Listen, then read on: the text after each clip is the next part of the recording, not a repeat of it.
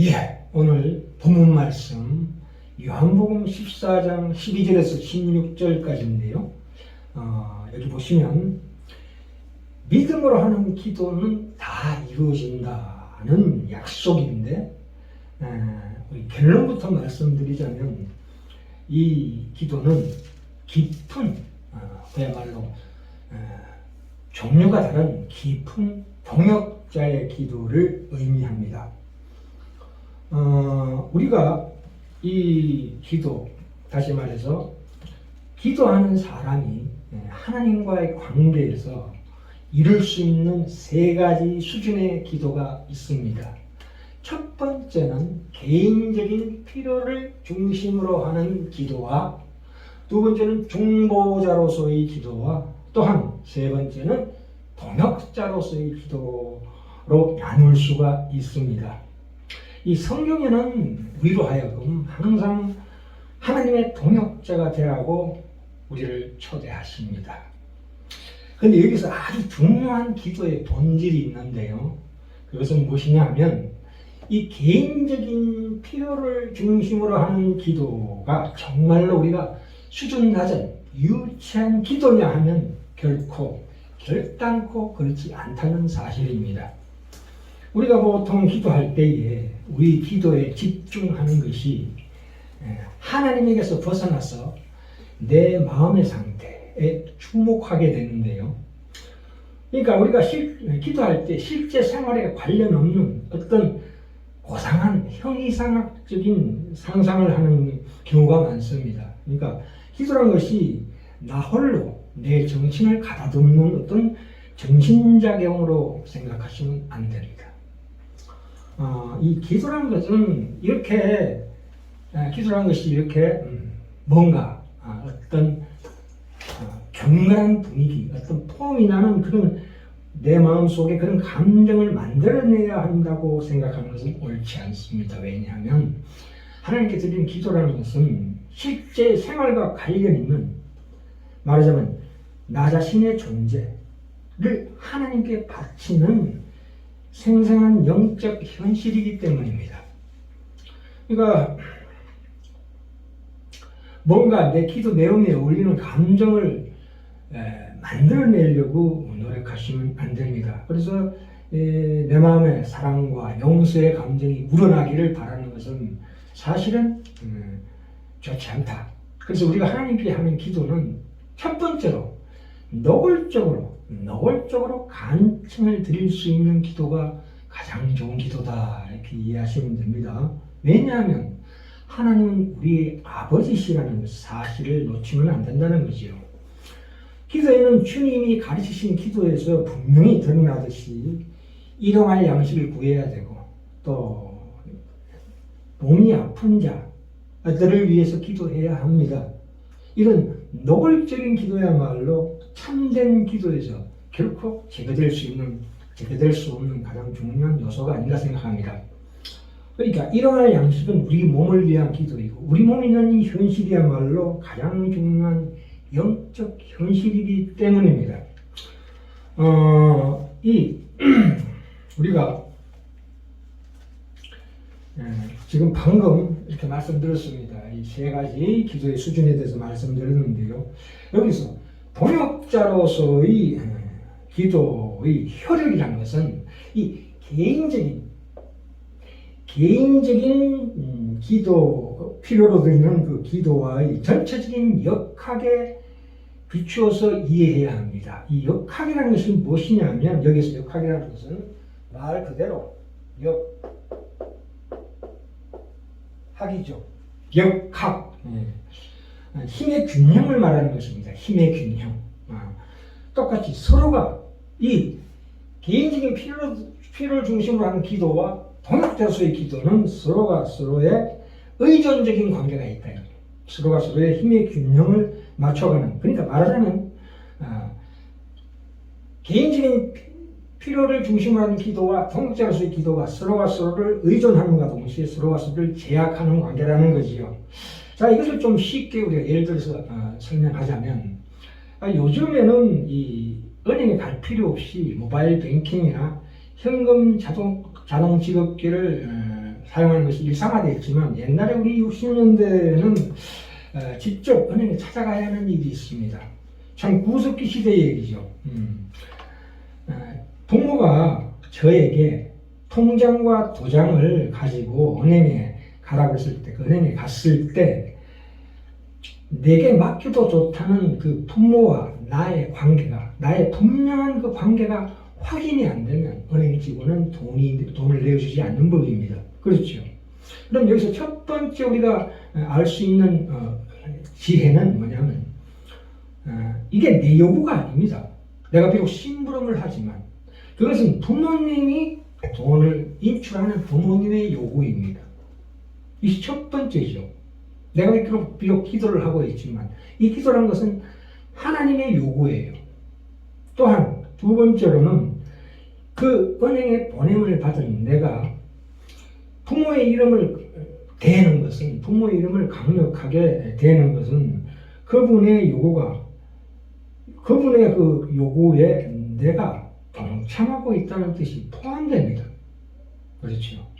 한번 볼까요? 우리 요한복음 14장을 보는 말씀 12절을 보시면 내가 진실로 진실로 너희에게 이르노니 나를 믿는 자는 나의 하는 일을 저도 할 것이요 이렇게 말씀하고 있습니다. 이렇게 성경에는 이런 약속들이 분명하게 정말 단호하게 나타나고 있습니다. 이뿐만이 아니죠. 우리가 마가복음 9장 21절에서 29절에 보시면 예수님께서 변화산에 제자와 함께 올라가신 동안에 남아있던 제자들에게 어떤 귀신 들린 아이를 데리고 온 부모가 있었습니다.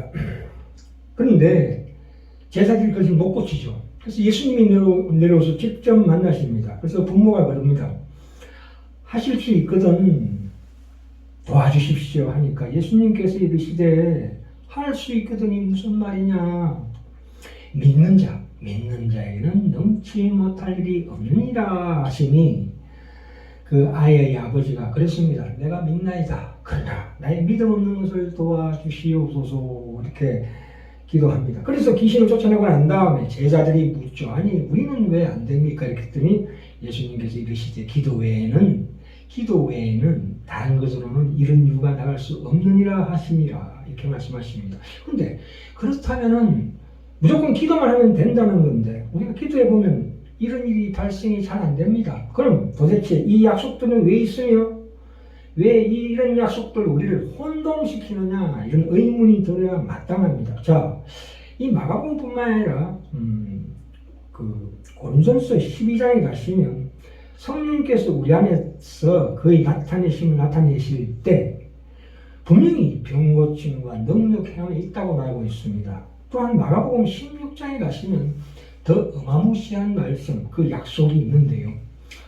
너희는 온 천하에 다니며 복음을 전파하라 이렇게 말씀하시고 난 다음에 믿는 자들에게는 이런 표적이 따르리니 곧 저희가 내 이름으로 귀신을 쫓아내며 새 방언을 말하며 뱀을 집으며 무슨 독을 마실지라도 해를 받지 아니하며 병든 사람에게 손을 얹어 나으리라 라고 말씀하시지만 이걸 믿습니까? 서로가 우리 신자끼리도 이런 것을 묻거나 대답하지 않습니다. 우리 모두가 이 성경적으로 얼마나 이 영혼이 연약하고 가난한지 모릅니다. 과연 여기서 우리가 주님께서 말씀하신 이 약속의 진리가 무엇인가? 과연 무엇인가를 따져봐야 합니다. 자, 12절 다시 볼까요? 12절 보시면 나를 믿는 자는 나의 하는 일을 저도 할 것이요 해서 나의 하는 일이 무엇입니까? 예수님이 하시는 일이 뭐라고 해요? 예수님께서 오셔서 중국명자 고치고 파도를 잠잠케 하고 죽은 나사로를 살린 것이 살리러 오신 그게 목적이 아니라는 뜻입니다. 그럼 뭐냐? 주님은 언제나 하나님의 기쁘신 뜻과 보내신 일, 그런 목적을 위해 오셨습니다. 그러니까 13절에 다시 보시면 13절에 이어서 너희가 내 이름으로 무엇을 구하든지 내가 시행하리니 이렇게 말씀하고 있습니다. 그러니까 여기서 보시면 내 이름으로라고 하면 내 이름, 예수님의 이름으로 구하도록 되어 있습니다. 그것이 방법이 아니고 그분 이름에 걸맞게입니다. 우리가 다 아는 사실이죠. 사실은 그분 이름에 걸맞게 구해야 된다 이렇게 말하고 있습니다. 우리가 어떤 특별한 경우에 병자를 위해서 기도할 때 들어 낫는 경우가 있습니다. 그러나 이 아주 상징적인 얘기입니다. 그것은 언제나 하나님께서 어떤 한 인간에게 하나님께서 자기 자신을 최초로 알리는 출입문으로서의 기적은 항상 허용하시지만, 그러나 그 기적 자체 속에는 어떤 내용을 담을 수가 없는 법입니다. 그 내용이라는 건 뭐냐면, 하나님께서 이런 상징적인 사건들, 그 기적들을 통해서 하나님께서 하시려고 하는 말씀이 뭐냐면, 하나님께서 과연 내게 무엇을 원하시는가? 우리가 과연 누군가 무엇을 해야 하는가가 기적적이지 않고 말씀적이다 이 뜻입니다. 하나님의 그 목적은, 이런 기적을 주시는 하나님의 목적은 우리를 신령한 자로 완성시키고 싶으신 것입니다. 참 역설적이게도 보통 보면 기도했는데 안 낫는 쪽이 오히려 신앙이 좋은 쪽입니다. 왜냐하면 이 사람은 기적의 문을 이미 통과해서 하나님 믿음의 하나님의 뜻을 아는 자이기 때문입니다. 그게 더 이상 기적이 필요 없는 것이죠. 참 역설적입니다. 그렇죠? 자, 13절 14절에 다시 봅시다. 무엇이든지라고 합니다. 무엇이든지라는 것이 그의 이름으로 제한을 받고 있다 이 뜻입니다. 무엇이든지라는 것이 그의 이름으로 제한을 받고 있다는 사실인데, 그 이름을 들이대면 무엇이 된다는 약속이 아니라 무엇이든지 그의 이름이라는 것으로 제한되지 않으면 안 된다는 것을 핵심으로 삼아야 한다는 것입니다.